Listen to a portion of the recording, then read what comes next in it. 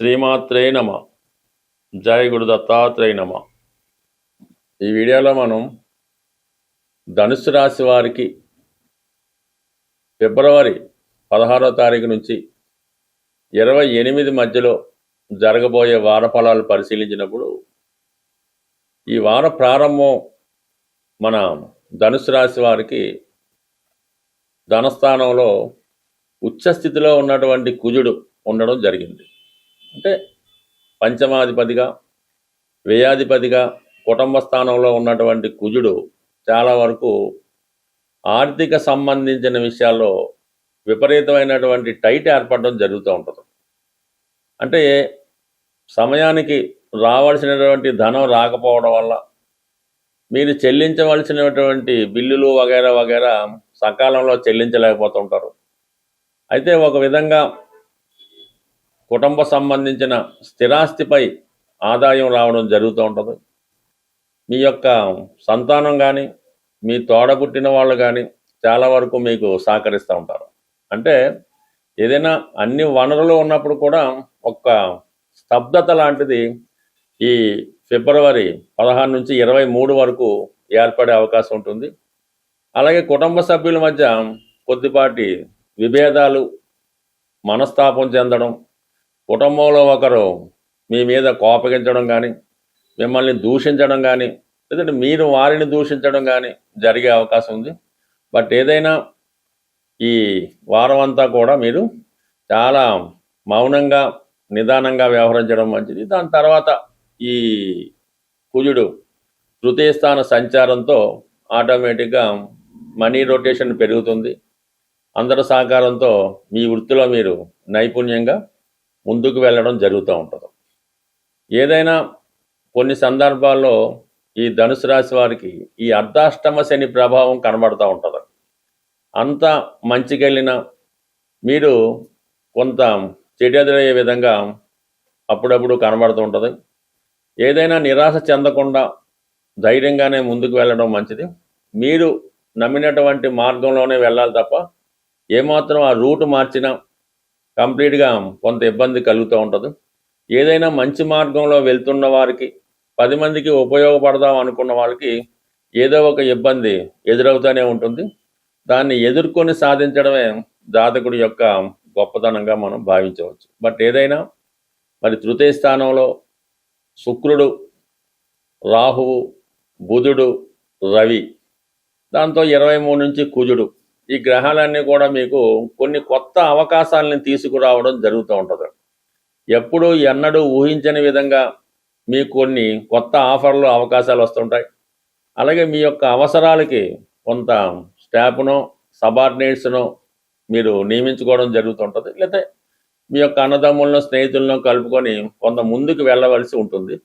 But ఏదైనా ఈ ఫిబ్రవరి 23 తర్వాత జాతకుడు చాలా బిజీగా ఉండడం జరుగుతూ ఉంటుంది. కొత్త అవకాశాలు రావడం జరుగుతూ ఉంటుంది. ఎందుకంటే ఈ తృతీయ స్థానం మీద పరస్పరం శత్రుగ్రహాలు ఉన్నప్పటికీ కూడా గురువు యొక్క 9వ దృష్టి 3వ స్థానం మీద పడడం వల్ల మీరు చేసే ప్రతి ప్రయత్నం సక్సెస్ అవ్వడం జరుగుతూ ఉంటుంది. అంటే కొత్త అగ్రిమెంట్లు తీసుకుంటారు, కొత్తగా కొన్ని నిర్ణయాలు తీసుకుంటారు. అలాగే ఏదైనా ఒక ప్రయాణాలు ఎక్కువగా చేయవలసి ఉంటుంది. ప్రయాణంలో కొన్ని కొత్త వారితో పరిచయాలు, అలాగే దైవ సంబంధించిన కార్యక్రమాల్లో ఎక్కువగా పాల్గొనడం కూడా జరుగుతూ ఉంటుంది. సో ఈ కారణం వల్ల ఏంటంటే జాతకుడు చాలా వరకు మరి ఈ రాబోయే 14 రోజుల్లో కొన్ని కొత్త ప్రయత్నాలు చేయడం, వృత్తిపరంగా కొన్ని కొత్త నిర్ణయాలు తీసుకోవడం జరుగుతూ ఉంటుంది. అయితే ఏదన్నా ప్రతి ప్రయత్నం కూడా చివరిదాకా కూడా చాలా ఇబ్బంది పెడుతూ ఉంటుంది. అర్ధాష్టమి శని ప్రభావం వల్ల సహాయం చేద్దామన్న వాళ్ళు చేయలేకపోవడం, ఎవరైతే సహాయం చేయడానికి సిద్ధంగా ఉన్నారో వారిని మీరు సంప్రదించి వారి సహాయం తీసుకోలేకపోవడం, ఇవన్నీ కూడా కొంతవరకు కారణం అవుతూ ఉంటాయి. బట్ ఏదైనా ఈ ధనుసు రాశి వారికి గురువు యొక్క 7వ దృష్టి రాశి మీద పడడం, కేతువు యొక్క 5వ దృష్టి, శని యొక్క 10వ దృష్టి రావడం వల్ల ఎక్కువగా మీరు ఏదో ఒక వృత్తిపరంగా చేసే ప్రయత్నాల్లో ఎన్ని అవాంతరాలు, ఎన్ని ఇబ్బందులు వచ్చినా కూడా ఖచ్చితంగా దాన్ని సాధించడం జరుగుతూ ఉంటుంది. మధ్య మధ్యలో నిరాశ చెందకుండా సంపూర్ణంగా ఆ ప్రయత్నం మీదే మీరు వెళ్తేనే ఆ సక్సెస్ రావడం జరుగుతుంది. బట్ ఏదైనా ఈ సమయంలో ఈ వారంలో మీరేంటో మీరు రుజువు చేసుకుంటారు. అలాగే మీకు ఉన్నటువంటి విద్వత్తుకి మీలో ఉన్నటువంటి తెలివితేటలకి తగిన గుర్తింపు రావడం జరుగుతుంటుంది. ఎక్కువగా మీ గురించి ప్రచారం అంటే ఏదైనా కొద్దిగా ఇంప్రూవ్మెంటు, కొద్దిగా గుడ్ నేము, ఇవన్నీ కూడా ఆధ్యాత్మిక రంగంలో ఉన్న వాళ్ళకి కలిగే అవకాశం ఉంటుంది. ఎవరికైనా సరే ఇప్పుడు ఉన్నటువంటి స్థితిలో వ్యాపారం చాలా బాగా జరిగి సడన్గా ఆగిపోయి రొటేషన్ ఆగిపోయినా, గృహంలో ముఖ్యంగా ఇంట్లో వివాహాలు జరగకుండా, మరి మగపిల్లలు సరైనటువంటి సెటిల్మెంట్ లేకుండా, ఆ కుటుంబం అశాంతితో ఉన్నప్పుడు, మొత్తం మీద ఆర్థికపరమైన సమస్యల సాల్వేషన్కి, వ్యాపారంలో అభివృద్ధికి, అలాగే శుభకార్యాలు తొందరగా జరగడానికి ఒక గొప్ప పరిహారం అన్నది చెప్పడం జరిగింది. అది శాస్త్ర గ్రంథాల్లో పెద్దలు చెప్పడం వల్ల అనుభవజ్ఞులంటి సలహా మేరకే ఈ యొక్క ప్రయోగం మీకు చెప్పడం జరుగుతుంది. దీన్ని ప్రాక్టికల్గా అమలు చేయడం వల్ల కూడా చాలామంది చాలా తొందరగా సక్సెస్ అవ్వడం జరుగుతూ ఉంటుంది. ఇప్పుడు ప్రధానంగా అందరూ కూడా ఈ పటిక అన్నది బయట కట్టడం కానీ, ఇంట్లో పెట్టుకోవడం కానీ, పటికని పూజించడం కానీ జరుగుతుంది. అంటే దాన్ని ఇంగ్లీష్లో లైమ్ అంటారు. అది వాటర్ ప్యూరిఫికేషన్ కోసం గతంలో వాటర్లో కలుపుతుండేవారు. ఇప్పుడు విరివిగా అన్ని పూజా స్టోర్స్లో కూడా దొరుకుతుంది. ఇది ప్రధానంగా పటిక. అంటే పటిక అన్నది అక్కడ ఉన్నటువంటి నెగిటివ్ ఎనర్జీ, ఏ రకమైనటువంటి నెగిటివ్ ఎనర్జీ అన్నా దాన్ని రిమూవ్ చేయడం జరుగుతూ ఉంటుంది. అందుకని ఈ సమయంలో మీరు పటికని ప్రధానంగా తీసుకోవాల్సి ఉంటుంది. అయితే ఒక 300 గ్రాములు, ఎక్కువైనా తక్కువైనా పర్లేదు, ఒక 3 ఈ పటిక ముక్కలు తీసుకోవడం జరుగుతుంది. అలాగే ఎరుపు క్లాత్, ఆకుపచ్చ రంగు క్లాత్, పసుపు రంగు క్లాత్, అంటే 3 రంగులు విడివిడిగా ఒక పాకెట్ సైజు, హ్యాండ్ కర్చీఫ్ సైజులో ఉంటే సరిపోతుంది. అవి ఖచ్చితంగా కొత్తవి మాత్రమే అయి ఉండాలి.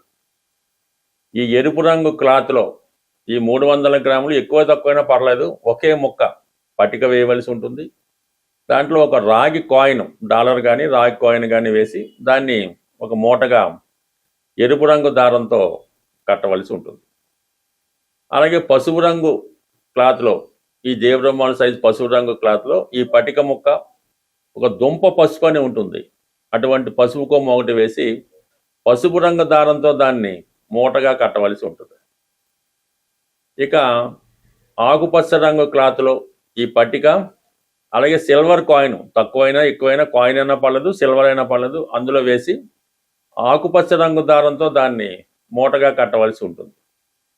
దాని తర్వాత ఈ 3 కలిపి ఒక తాడుతో శుభ్రంగా కట్టి, అది వ్యాపార సంస్థ అయితే వ్యాపార సంస్థ బయట, అంటే గుమ్మం, అంటే ఎవరైతే ఖాతాదారులు వస్తూ పోతూ ఉంటారో దానిపైన కట్టవలసి ఉంటుంది.